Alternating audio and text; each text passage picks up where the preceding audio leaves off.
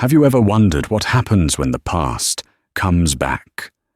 Not as a ghost, but as a force of nature? This isn't a story about simple heartbreak. It's about a man who threw away a diamond, believing he'd found a shinier stone. He left his wife, the woman who built him up from nothing, for a younger, flashier model. He thought he had upgraded his life, trading quiet loyalty for loud luxury. But he made one critical mistake. He never considered that the woman he left in the dust was capable of not just standing up, but learning to fly. What follows is the story of how one man's greatest mistake came back to haunt him, dressed in couture and dripping in jewels, on the arm of a man who owned the world he was so desperate to be a part of. The silence in their suburban home had become a living entity. It breathed in the spaces between clipped sentences and echoed in the hallways of the 4-bedroom house Nerissa had so carefully decorated. For 15 years, Nerissa had been the architect of Garrett's life. She'd managed their finances when he was a struggling junior analyst, typed his reports late into the night, and networked with the wives of his superiors to ensure he was always in the right conversations. She was the steady, reliable foundation upon which Garrett built his ascent to senior vice president at a respectable financial firm, Sterling Cole. Their life, from the outside, was the portrait of success. A paid-off mortgage in a manicured Connecticut suburb, 2 cars in the garage, and a membership at the local country club. But the portrait was cracking. Garrett, now a man of 42, with a tailored suit for every day of the week, had begun to look at Nerissa not as his partner, but as a relic of a past he was eager to shed. At 39, Nerissa still had a gentle beauty, but the years of putting Garrett first had etched faint lines of weariness around her eyes. She wore comfortable cardigans, not designer dresses. She preferred a quiet night with a book to the boisterous, see-and-be-seen galas Garrett now craved. The catalyst for the final fracture had a name: Tiffany. She was 24, a marketing intern at his firm with a blindingly white smile, a body honed by countless hours at the gym, and an ambition that matched Garrett's own. She looked at him not as the man who used to worry about gas money, but as the powerful executive he had become. She was an intoxicating reflection of his success. The end came on a Tuesday in October. The air was crisp, and the leaves were turning brilliant shades of orange and red, the kind of day Nerissa had always loved. She was preparing a pot roast, Garrett's favorite, when he walked in, his face a mask of cold resolve. He didn't even take off his trench coat. "Nerissa, we need to talk," he said, his voice devoid of any warmth. She turned from the stove, wiping her hands on her apron. "Is everything all right, honey? You're home early." "I'm leaving you," he stated, as bluntly as reporting the day's stock market close. The words hung in the air, thick and suffocating. Nerissa's mind struggled to catch up. This had to be a cruel joke. "Leaving? What are you talking about? Are you going on a business trip I forgot?" He sighed, an impatient sound that grated on her nerves. "No, Nerissa. I am leaving us. This marriage. It's over." He gestured vaguely around the kitchen she had remodeled herself. "This whole life. It isn't me anymore. I need more. I deserve more." "More?" The word came out as a whisper. Her world was tilting on its axis. "I've given you everything. You've given me comfort. Stability," he corrected, as if they were insults. "I need excitement, passion. I've found that with someone else." He finally had the decency to look away, staring out the window at the perfect lawn she maintained. "Her name is Tiffany. You don't know her." The pot roast, the quiet life, the 15 years of shared history, it all curdled in her stomach. The shock gave way to a cold, creeping dread. So that's it? You walk in here and detonate my entire life because of some intern? Don't be reductive, he snapped, his guilt manifesting as anger. She sees me for who I am now, not the kid you married. We're in love. He placed a thick manila envelope on the polished granite countertop. These are the divorce papers. My lawyer, Mr. Schmidt, drew them up. It's all very straightforward. The house is in my name. It was a premarital asset I inherited, remember? The finances are tied to my income. I'll be fair. I'll give you a one-time payment of $50,000 to get you started somewhere else. $50,000. A pittance. A severance package for 15 years of service as his wife. He was not just leaving her, he was erasing her. He was firing her from the life she had helped him build. Tears finally welled in her eyes, hot and sharp. Garrett, please, don't do this. We can work on this. We can go to therapy. We built this life together. His face hardened. You don't get it, Nerissa. I don't want to work on this. I want something new. This house, this town, this marriage. It feels like a cage. I'm done. He turned and walked to the door, his footsteps echoing like gunshots in the sudden silence. He paused with his hand on the doorknob. I've already moved my things out of the upstairs closet over the past few weeks, he said, his voice flat. I'll send a moving service for the rest of my personal effects tomorrow. Be gone by the end of the month. My lawyer will be in touch. And with that, he was gone. Nerissa was left standing in her perfect kitchen, the scent of the pot roast she'd made for him turning her stomach. The silence he left behind was different. It was no longer a passive entity. It was a vast, crushing emptiness.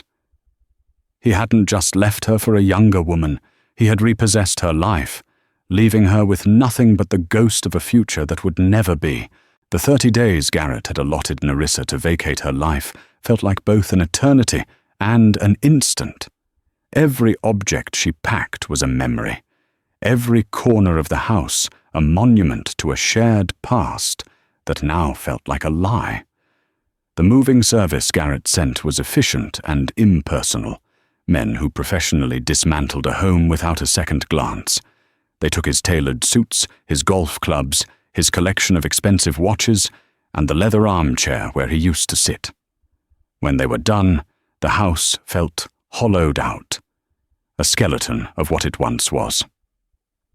Nerissa, with her $50,000 severance, found a small, one-bedroom apartment in a less glamorous town 20 miles away. The walls were thin, the appliances were dated, and the view from her window was of a brick wall. The contrast was a daily, brutal reminder of everything she had lost. The country club lunches were replaced with instant noodles. The hum of the central air in her old home was replaced by the clanking of the ancient radiator in her new one. Depression was a thick fog she couldn't seem to navigate. For weeks, she barely left the apartment.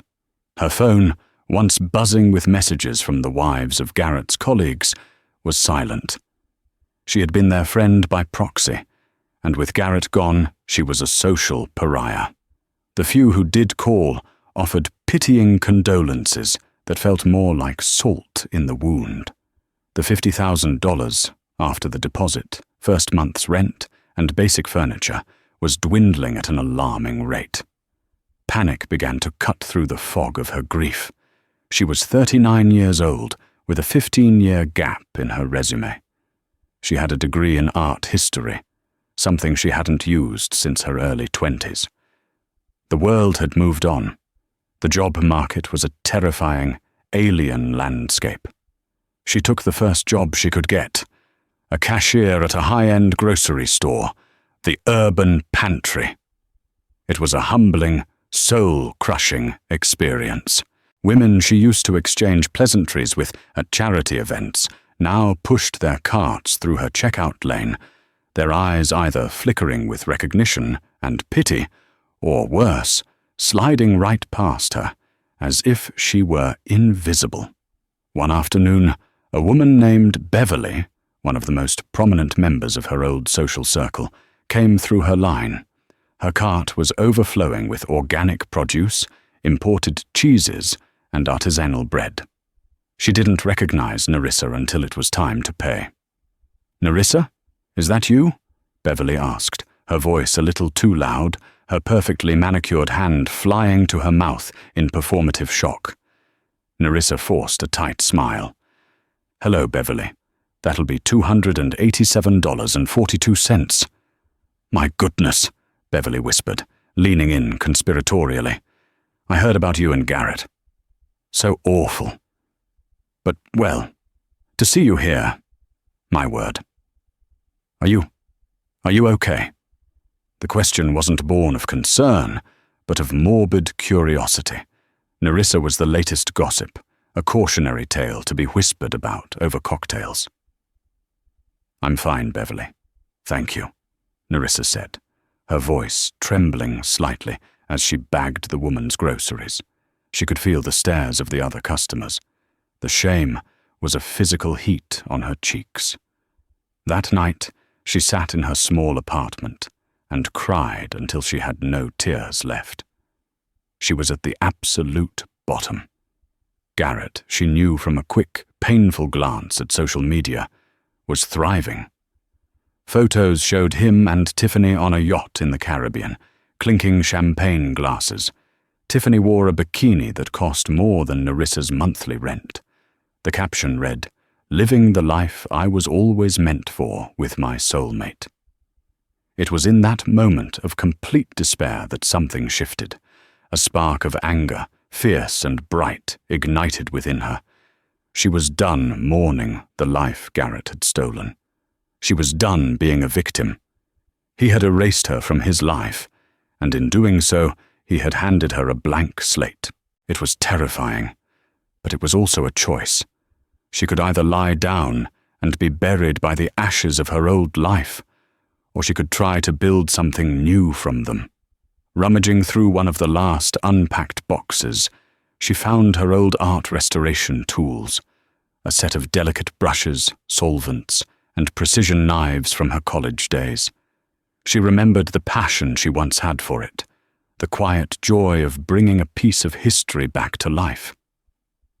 She looked at her bare, beige walls. She couldn't afford art, but maybe she could find something broken and fix it. For herself.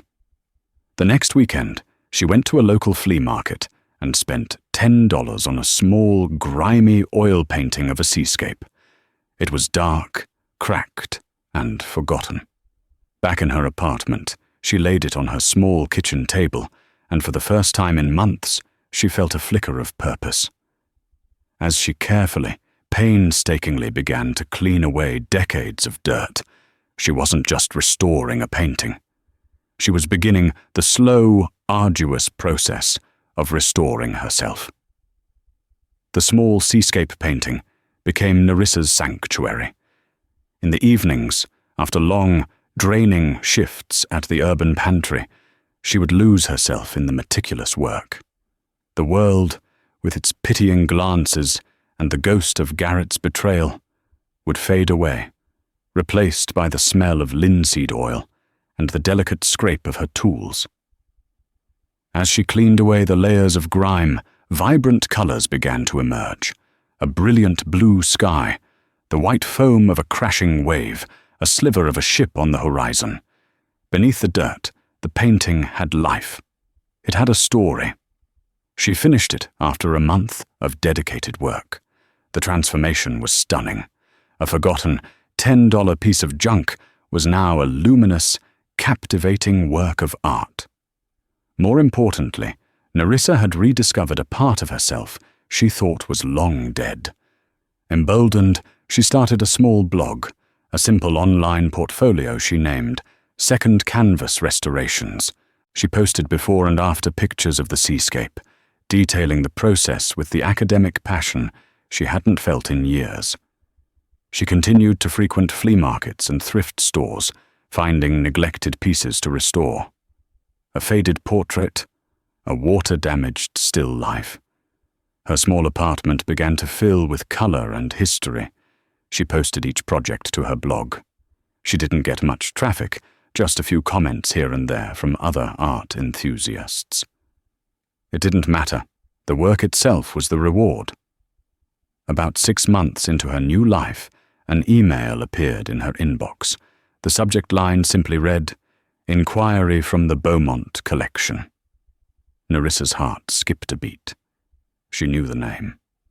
Dominic Beaumont was a name whispered with reverence in the art world and with awe in the financial world. He was a reclusive, old-money billionaire, a titan of industry who had retired to become one of the world's most discerning art collectors. His private collection was rumored to rival that of many national museums. With trembling hands, she opened the email. It was from his personal curator, a woman named Ms. Genevieve Croft, who stated that Mr. Beaumont had stumbled upon her blog and was intrigued by her delicate touch with a particular 18th century portrait she had restored. The email explained that Mr. Beaumont owned a small painting by the Italian master, Giovanni Paolo Panini, that had suffered minor smoke damage in a storage facility incident years ago. The major museums were hesitant to touch it due to its value and fragility. Ms. Croft asked if Nerissa would be willing to consult on the piece. Nerissa thought it was a prank, a cruel joke. But the email signature was legitimate, linking to the official Beaumont Foundation website. She spent 2 days drafting and redrafting a reply, trying to sound professional and not like a grocery store cashier working from her kitchen table. A week later, she found herself in a black town car, driving through the imposing gates of Dominic Beaumont's sprawling estate in upstate New York. The mansion was a work of art in itself, a magnificent stone edifice overlooking the Hudson River. Ms. Croft, an elegant woman in her late 50s, greeted her at the door and led her to a private, climate-controlled gallery. And there, on a velvet-draped easel, was the Panini. It was a small but breathtaking architectural scene, a capriccio of Roman ruins. The smoke damage was a faint, hazy film over the upper left quadrant, dulling the sky. Nerissa spent nearly an hour examining it, her professional instincts taking over completely. She forgot her shabby clothes, her tiny apartment, and her broken heart. She spoke about solvent tests, the chemical composition of 18th century pigments, and the precise, patient method she would use to lift the soot without disturbing the delicate varnish beneath. As she was explaining her proposed process to Ms. Croft, a deep, calm voice spoke from the doorway. "Your passion is as evident as your knowledge, Ms. Vance." Nerissa turned to see Dominic Beaumont.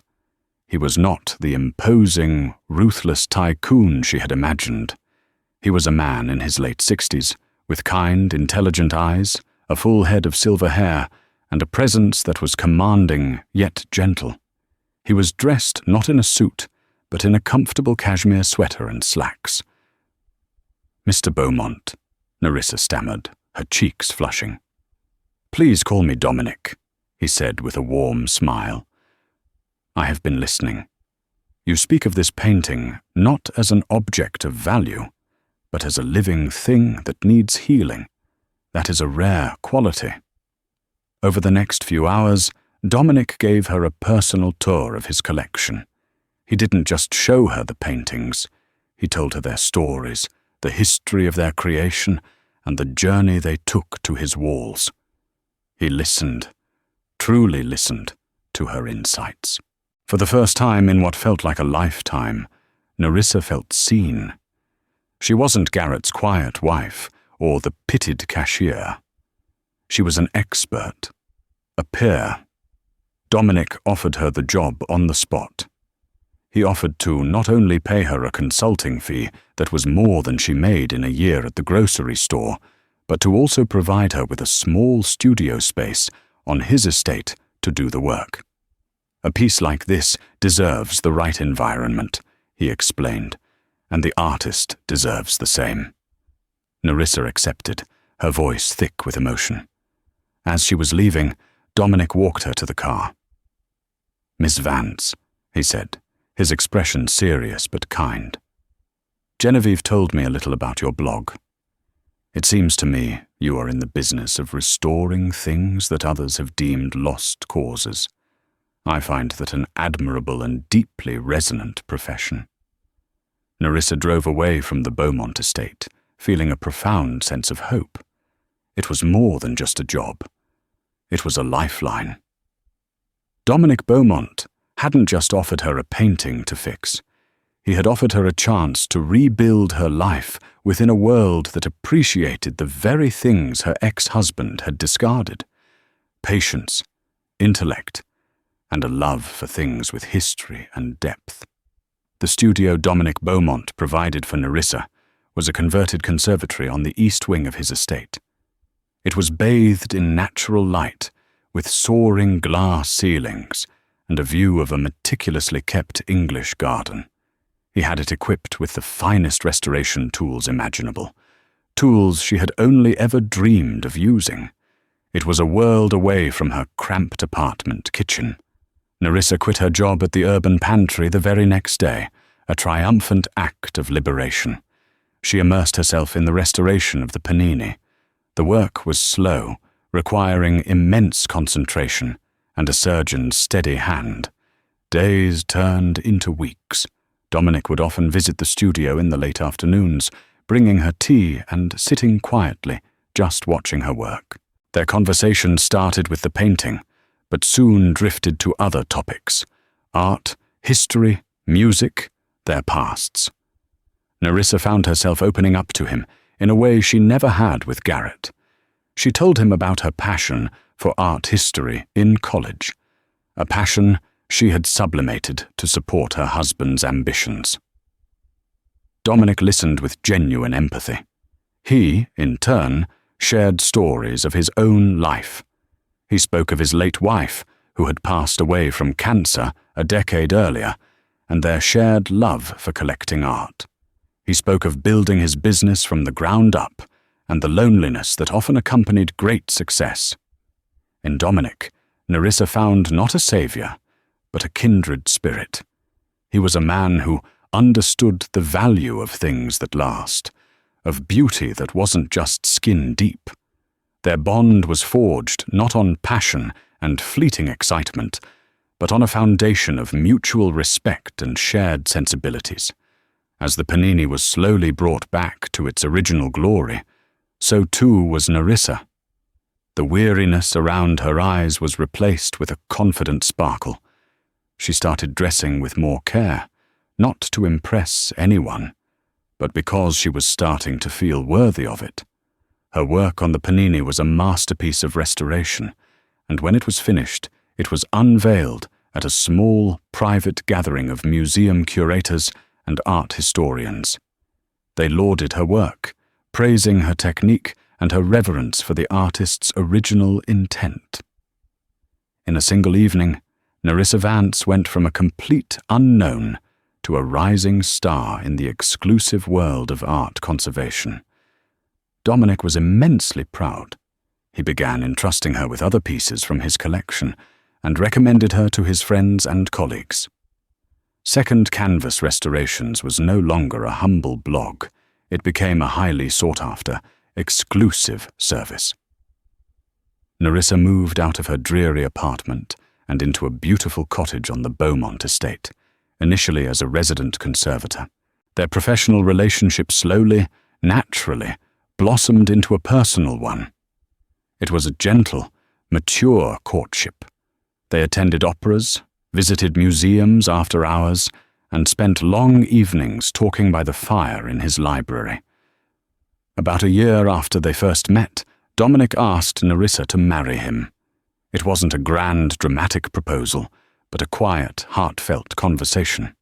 "Nerissa," he said, taking her hand, "in you I have found a partner, someone who makes the world more beautiful, not just by what you do, but by who you are. I am not offering you a life of glamour, though it will have that. I am offering you a life of partnership, of shared passions, and of profound peace." Nerissa accepted without hesitation. Her love for Dominic was a calm, deep ocean compared to the turbulent, shallow creek of her feelings for Garrett. Meanwhile, Garrett's life with Tiffany was beginning to lose its luster. The initial thrill had worn off, replaced by the demanding reality of maintaining a lifestyle built on appearances. Tiffany was an expensive partner. Her desire for designer clothes, exotic vacations, and a constant presence on the social scene was a relentless drain on Garrett's finances. He was working longer hours than ever, the pressure mounting. His position at Sterling Coal, which once felt like the pinnacle of success, now felt like a gilded cage, trapping him in a cycle of earning and spending. Their conversations were not about art or history, but about credit card bills and which social event they needed to be seen at. The spontaneity was gone, replaced by a rigid schedule of social climbing. Garrett found himself increasingly exhausted. He sometimes thought of Nerissa, of the easy quiet and the genuine comfort of their old life. He dismissed these thoughts as momentary weakness. He had made his choice. He had the young, beautiful wife. He had the exciting life. He had won. He just had to keep telling himself that. The event of the season was the annual Starlight Gala for the New York Metropolitan Museum, a dazzling affair where the city's old money and new elite collided. It was a night of high fashion, multi-million-dollar donations, and intense social maneuvering. For Garrett and Tiffany, getting an invitation had been a year-long campaign of networking and strategic ass-kissing. Garrett had pulled every string he had at Sterling Coal to secure a table, seeing it as the ultimate validation of his new life. Tiffany had spent a small fortune on a glittering, ruby-red gown that was more about being noticed than being elegant. For Dominic Beaumont and his new wife, Nerissa, the gala was a duty, but a pleasant one. Dominic was a patron of the museum and the co-chair of the event. Nerissa, now Mrs. Nerissa Beaumont, had selected a gown of deep sapphire silk. It was understated, exquisitely tailored, and complemented by a simple but breathtaking diamond necklace from the Beaumont family vault, a wedding gift from Dominic. She was nervous, but as Dominic took her arm, his quiet confidence was contagious. In the past 2 years, she had transformed. She was no longer the discarded wife. She was a respected conservator, a philanthropist managing the Beaumont Foundation's arts and education wing, and a woman deeply in love. Garrett and Tiffany arrived amidst a flurry of flashing cameras. Tiffany posed and preened, while Garrett scanned the crowd, his eyes hungry for recognition from the city's power players. They found their table, situated respectably in the middle of the grand ballroom, and Garrett immediately began trying to catch the eye of some of the senior partners from major investment banks. The lights dimmed, and the museum's director took the stage to welcome the guests. He thanked the donors and patrons, his voice echoing through the vast space. "And I would like to extend a very special thank you to our gala co-chair," the director announced, "a man whose generosity and dedication to the arts are unparalleled, Mr. Dominic Beaumont. And we are so thrilled to welcome his brilliant and lovely wife, who is making her first public appearance with him tonight, Mrs. Nerissa Beaumont." A spotlight swiveled, illuminating a prime table at the front of the ballroom. There sat Dominic Beaumont, looking distinguished in a classic tuxedo, and beside him, radiant under the bright light, was Nerissa. Across the room, Garrett was in the middle of taking a sip of champagne. He heard the name Nerissa Beaumont and froze. The name didn't compute. It was an impossibility, a glitch in the matrix of his reality. He looked towards the spotlight, and his glass slipped from his fingers, shattering on the floor with a loud crash that went unnoticed in the applause. It was her. It was his Nerissa. But it wasn't. This woman was poised, elegant, her smile serene and confident. She was wearing a necklace that was probably worth more than his entire stock portfolio. She was sitting next to the Dominic Beaumont, looking not like a guest, but like the queen of the event. Tiffany, annoyed by the commotion, followed his gaze. "What is your problem? Who is that?" she hissed, looking at Nerissa with an immediate instinctual jealousy. Garrett couldn't speak. His throat was tight, his blood had turned to ice water. All the air had been sucked from the ballroom. He saw Nerissa lean over and say something to Dominic, who laughed and squeezed her hand. It was a gesture of easy, profound intimacy that struck Garrett like a physical blow. That was the woman he had called boring. The woman he had deemed unworthy of the life he was chasing. And here she was, living a life so far beyond his most ambitious dreams that he couldn't even comprehend it. The evening became a surreal torture for him. Every time the spotlight found Nerissa, every time a speaker mentioned the Beaumont Foundation's new wing under her direction, every time he saw the genuine affection between her and Dominic, a piece of his carefully constructed world crumbled. He saw the looks people were giving him, people who knew his history. He saw the pity, the schadenfreude. He had traded in his wife for a newer model, and she had returned as a priceless, classic masterpiece. Tiffany, oblivious to the full scope of the history, but keenly aware of the power dynamics, grew increasingly sullen. "Why is everyone making such a fuss over her?" she complained. "Her dress isn't even that special." But Garrett knew. He saw it all with horrifying clarity. Nerissa's dress wasn't special because it was loud. It was special because the woman wearing it was. He looked at Tiffany in her flashy red gown, looking cheap and desperate by comparison. He looked at his own reflection in a silver platter on the table and saw a fool, a man who hadn't just made a bad trade. He had committed an act of spectacular, life-altering self-sabotage. He had left his wife for a younger woman, and now he stood frozen as she was reintroduced to the world as a billionaire's bride. The Starlight Gala was not an event that ended when the lights came up. For Garrett, its true impact began in the suffocating silence of the town car on the ride home.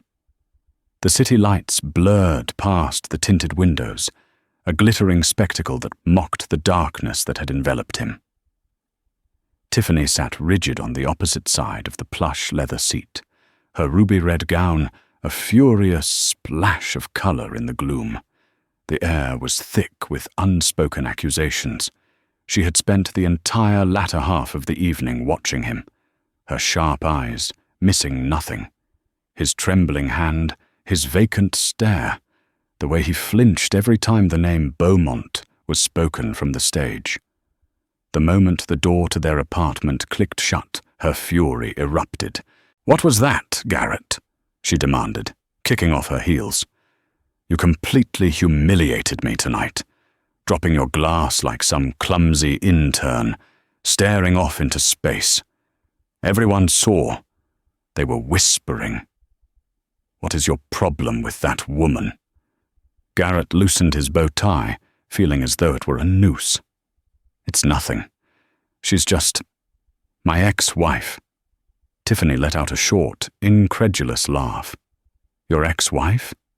The boring, mousy one you told me about? The one you left because she couldn't keep up? That woman looked like she owned the entire room, and her husband owns the damn city. You didn't just leave her, Garrett. You left that." She gestured wildly, as if encompassing the entire world of wealth and power they had just glimpsed. "This is a disaster for us. For me. How am I supposed to build a reputation when your past comes back looking like royalty?" Her words, intended to wound, barely registered against the tidal wave of his own self-recrimination. He was replaying a single, searing image in his mind. Nerissa, laughing at something Dominic Beaumont had whispered in her ear. It wasn't a laugh for the cameras. It was genuine, intimate, and effortless. It was a moment of connection, so profound it made his entire relationship with Tiffany feel like a cheap, rehearsed stage play. The next day, the whispers began in earnest. The world of high finance is a small, insular ecosystem, and gossip travels faster than stock market rumors. At the office, Garrett felt a distinct chill. Conversations ceased when he entered the break room. Men who had once clapped him on the back and asked for stock tips now gave him tight, pitying smiles and avoided eye contact. He was no longer Garrett, the rising star. He was Garrett, the man who fumbled the winning lottery ticket. He was a case study in poor judgment. The humiliation crystallized during a high-stakes quarterly review meeting. Garrett was presenting to the senior partners, but his focus was shattered. His mind kept drifting back to the gala, to Nerissa's serene face. He stumbled over a key projection, momentarily losing his place in the figures. He recovered quickly, but the damage was done. All eyes were on him. After the presentation, Robert Henderson, the firm's most formidable senior partner, leaned back in his chair, steepling his fingers. "A bit distracted today, are we, Garrett?" he asked, his voice deceptively mild. The table went silent. "I trust your personal portfolio is being managed with more foresight." After all, he paused, letting the words hang in the air as he scanned the faces of the other partners. "We need men here who can spot long-term value." A few of the younger partners coughed to hide their smirks. The double meaning was as sharp and clear as a surgeon's scalpel. It was a public execution, delivered with a smile. Garrett felt the blood drain from his face. He was a joke. His catastrophic personal failure was now inextricably linked to his professional identity. The promotion he had once considered a certainty now felt like a fantasy from another lifetime. His home life, which he had once seen as a vibrant escape, devolved into a battlefield. The apartment, with its stark white walls and minimalist furniture, felt less like a home and more like a pristine cage where he and Tiffany circled each other. Their arguments became a daily ritual, each one more vicious than the last. "I had to use the Amex for the spa package," Tiffany announced one evening, scrolling through her phone, utterly detached. "The visa was declined." "Declined?" Garrett snapped, throwing his briefcase onto a chair. "Of course it was declined, Tiffany. Maybe if you didn't buy a new handbag every 3 days, we wouldn't be having this conversation." "Don't you dare blame me," she shot back, her eyes flashing. "This is your fault. You're the one who's a mess. Ever since that stupid party, you've been useless. Is this about her? Are you seriously pining for that dowdy little librarian?" "Her name is Nerissa!" Garrett roared, the sound echoing in the sparsely furnished room. "And she is running a philanthropic foundation with $1 billion endowment that shapes the cultural landscape of this city. What do you do, Tiffany? You post pictures of your avocado toast on Instagram and call it a career." The fight tore a hole through the fabric of their relationship, exposing the transactional wires beneath. He had seen her as a beautiful status symbol, and she had seen him as a wallet. Now his status was plummeting, and his wallet was running thin. The symbol had been tarnished, and the transaction was no longer profitable. A corrosive desperation began to eat at Garrett. He became obsessed. He needed to prove Henderson wrong. He needed to prove Tiffany wrong. Most of all, he needed to silence the voice in his own head that whispered he was a failure. He turned to the one place where he had always been a winner, the market. But he wasn't the same cool, calculating analyst. He was a gambler, fueled by rage and a desperate need for a miracle. Late at night, long after Tiffany had retreated to the bedroom in a hostile silence, Garrett would sit in the dark, the blue light of his trading screen illuminating his haggard face. He made reckless, high-leverage bets on volatile tech stocks, ignoring the advice of his own firm's research department. He was chasing a single, monumental win that would erase all his problems, a score so massive it would make him untouchable. But his judgment was clouded, his hands shaking with a mixture of whiskey and adrenaline. The market, an unforgiving and impersonal force, did not reward his desperation. It punished it. A sudden downturn in the tech sector became a bloodbath for his portfolio. He didn't just lose his own money, he incinerated millions in client capital, trying to cover his initial losses in a panicked, spiraling frenzy. The discovery was swift and brutal. He was summoned to a glass-walled conference room, the same one where he had been publicly shamed by Henderson. This time, there were no veiled insults. There was just the cold, hard language of termination for gross negligence and violation of firm policy. He was fired, effective immediately. A security guard stood by impassively as he packed the contents of his desk. A framed photo of him and Tiffany on a beach, a meaningless sales award, a few expensive pens, into a cardboard box. The walk through the trading floor, the walk of shame under the eyes of his former colleagues, was the longest walk of his life. He arrived home in a daze, the box in his arms. The apartment was unnervingly quiet. A note was propped up on the polished marble of the kitchen island. It was written on Tiffany's expensive, scented stationery. "Garrett, this isn't working for me anymore. My lawyer will be in touch about the division of assets." Tiffany. Her closets were empty. Her jewelry box was gone. The last of their joint savings account, he would soon discover, had been cleared out.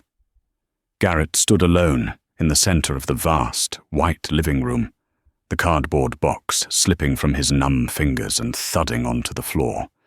He was surrounded by the expensive, hollow symbols of a life he had pursued with single-minded obsession. And he had nothing.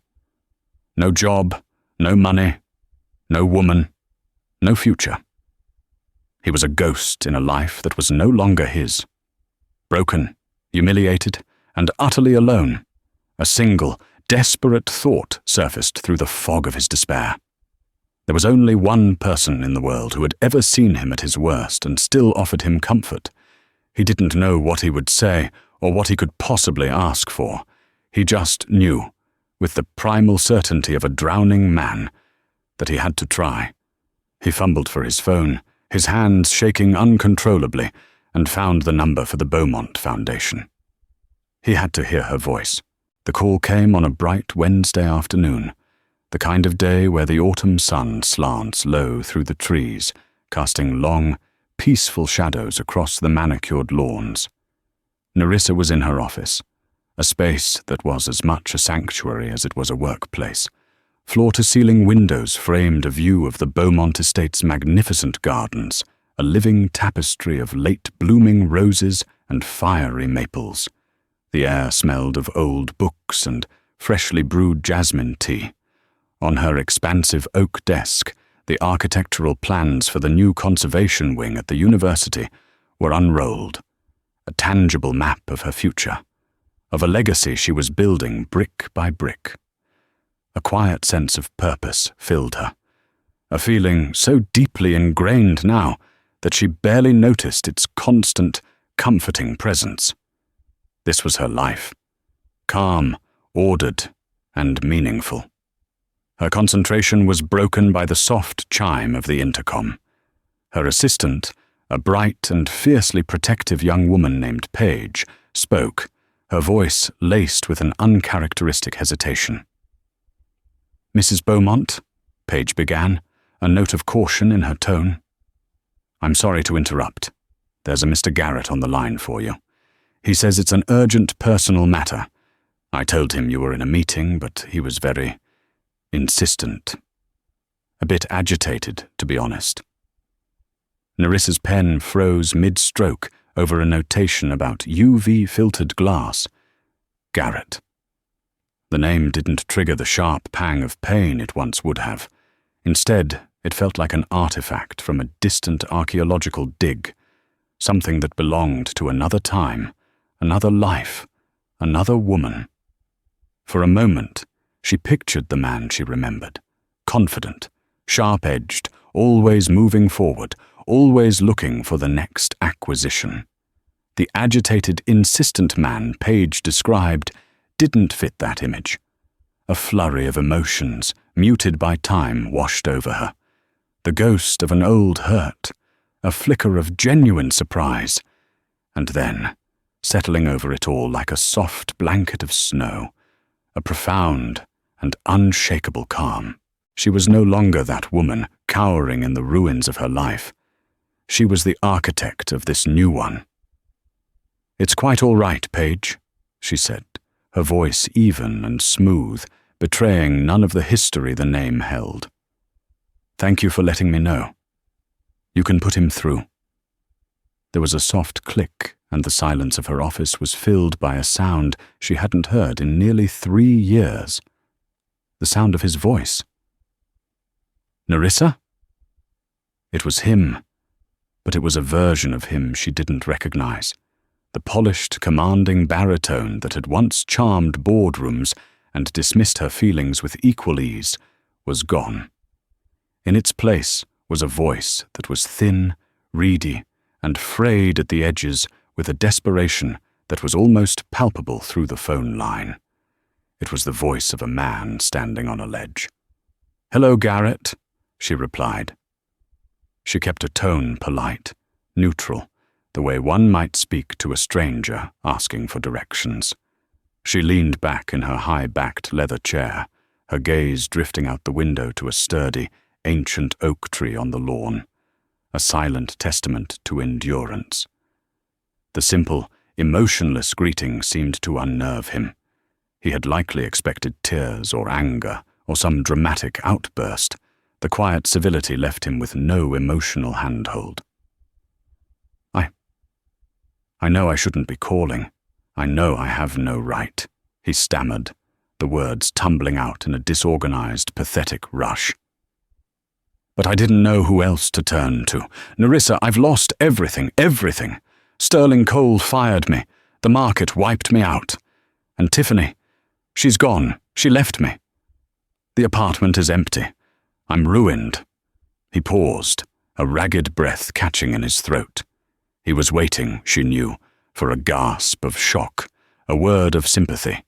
He was waiting for the old Nerissa, the fixer, the woman whose first instinct had always been to soothe his anxieties and manage his crises. But that Nerissa was gone, and this new woman remained silent, simply listening as the autumn leaves drifted past her window. "I saw you," he continued, his voice cracking now with a self-pity that was painful to hear. "At the Starlight Gala. You looked like a queen. So happy. You have everything, Nerissa. Everything I thought I was getting. Everything I threw away. I'm so sorry. God, I am so sorry. For everything. I was a fool. An arrogant, blind fool. I threw away the only real, solid thing in my life for what? For nothing. For a mirage. I didn't just throw away a marriage, Nerissa. I threw you away." The apology, the grand confession she had once dreamed of hearing in the lonely, early days of her grief, landed now with no impact. It was like a rock tossed into a deep canyon, its landing making no sound. As he spoke, she analyzed the words, not with her heart, but with the cool, discerning eye of a conservator examining a painting for forgeries. She saw his apology for what it was, not true remorse for the pain he had caused her, but a lament for his own miserable circumstances. His sorrow was for himself. He wasn't mourning her wounds. He was pointing at his own. "Thank you for your apology, Garrett," she said finally, her voice still quiet, still steady. She chose the words with care. I appreciate you saying it. His response was a choked, incredulous sound. Appreciate it? Is that all? Nerissa, are you hearing me? I'm about to be evicted. I have nothing left. I hit the bottom. I made the biggest mistake of my entire life. Don't you see that? Doesn't that mean anything to you? Yes, I do see it, she said softly, and a wave of clarity washed over her, pure and absolute. This was the moment. This was the final test, and she knew, with a certainty that settled deep in her bones, that she would not fail.